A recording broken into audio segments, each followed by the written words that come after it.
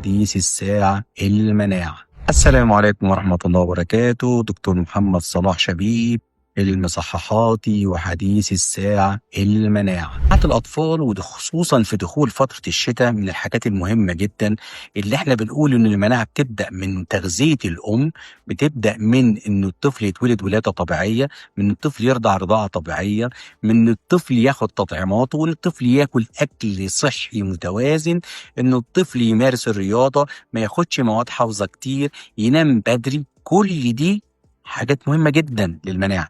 بس احنا في الشتاء بنحتاج ان الطفل دوت بيجيله عدوى كتير في الجهاز التنفسي، برد ورشح وعطس وانفلونزا وكوفيد وميتانيمو وجوديري وكل انواع الفيروسات. فبقى يجي هنا دور منشط المناعة اللي بيوصفه الدكتور حسب حالة الطفل.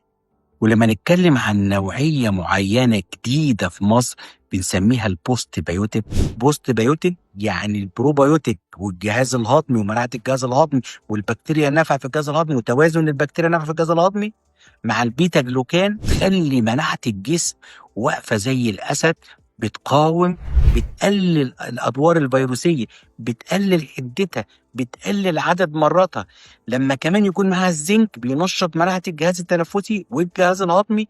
والبروبايوتيك اللي موجود في البوست بايوتيك من الحاجات اللي احنا اكلنا الغير متوازن اللي بيحتوي على نشويات وسكريات ودهون كتير، بالاضافه لو بياخد مواد حافظه كتير بوظنا التوازن في الجهاز الهضمي. فبقى الجسم لما يختل التوازن ده يحصل عنده اضطرابات في الجهاز الهضمي، حساسيه وعدوى متكرره. لما ادي البوست بايوتيك مع البيتا جلوكان مع الزنك بطعم كراميل، طعمه حلو وبخامه مستورده، فبالتالي الطفل هيقاوم، جسمه هيقاوم الامراض.